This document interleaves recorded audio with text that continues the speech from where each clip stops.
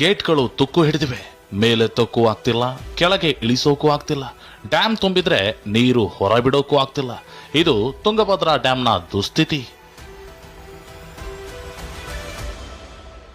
ತುಂಗಭದ್ರಾ ಜಲಾಶಯದ 7 ಗೇಟ್ಗಳು bend.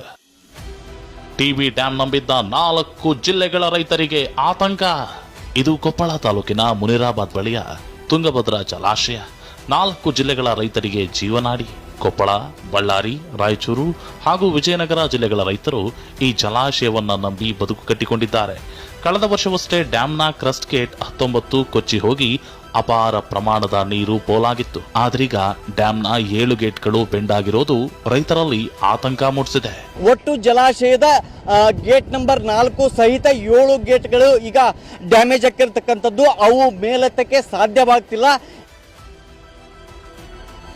TB ಡ್ಯಾಂನ 7 ಗೇಟ್ಗಳು ಬೆಂಡಾಗಿವೆ ಅಂತ dam safety review committee ವರದಿ ಕೊಟ್ಟಿದೆಯಂತೆ. ಗೇಟ್ ನಂಬರ್ 4, 11, 18, 20, 24, 27 ಹಾಗೂ 28 ಸೇರಿ ಒಟ್ಟು 7 ಗೇಟ್ಗಳು ಡ್ಯಾಮೇಜ್ ಆಗಿವೆಯಂತೆ.